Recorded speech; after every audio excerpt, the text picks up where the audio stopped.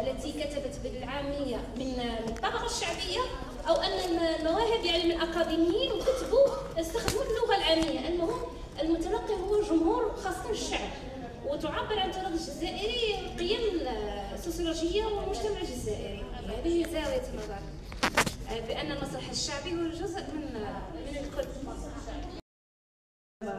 شكرا على الاستضافه. يعني مانيش مستعده بصح عجبتني المداخله تاع الاساتذه يعطيكم الصحه. انا ناشطه جمعويه وفي مجال السياحه ومنظومه حرفيه. حبيت برك نضيف حاجه، انه في المنطقه تاعنا حنا في الزاب الشرقي بجويه زبد الواد الفيض كما كان يقول الاخ وجيت بادس، عندنا تقليد وحاجه في التراث تاع نقولوا حنايا اللي جلب المطر وجلب في سنوات الجفاف وهكا نديروا حنايا فيما يسمى بتاغنجه. حنا عندنا شغل اطفال هكا يجوا يدوروا على الديار ويلموا الخضر وبعض الحوايج اللي تعاون باش يطيبوا. كي يجملوا هذا الخضر وهذه المواد اللي تعاونوا باش يطيبوا مثلا اكله معينه، ومن بعد يوزعوها على الناس، يوزعوها على الديار هذوك اللي يجملوا منها يوزعوها ويقولوا واحد المقوله هكا. يعني انا نسيت تقريبا نصها، يقولوا تغنجه حنت راسها كلمات هكا باش ويطلبوا ويدعوا باش ينزل المطر. وسبحان الله يعني في هذاك الوقت كانت النيه وكانت هذاك كان صح، يعني سبحان الله بالدعاء هذاك كان ينزل المطر وكانت الناس تفرح، وكانت هذه يعني حبيت نضيفها برك في الامور هذه في المجال التراثي. في السنه يديروا استعراض تاع جمع العشور تاع عاشوراء، تاع جمع العشور باش يلموا العشور للفقراء والمساكين.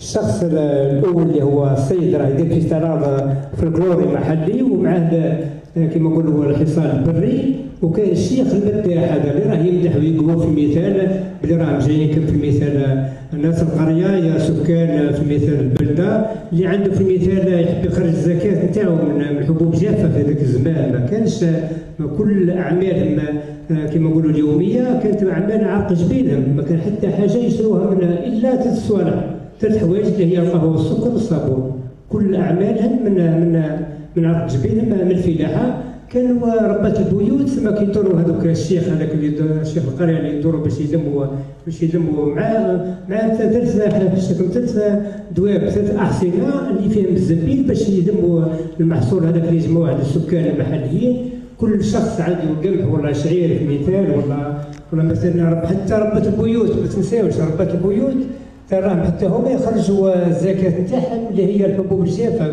مثل الفريك مثل المرمز مثل الطماطم المشرحه مثل الشحمه مثل الدهان مثل العسل. كل ربة بيت تخرج الزكاه نتاعها. هذه يعني باختصار يعني باش ما نطولش عليكم. انا عندي كلام كي البارود ما نحبش نطول بزاف وراكم فهمتوني.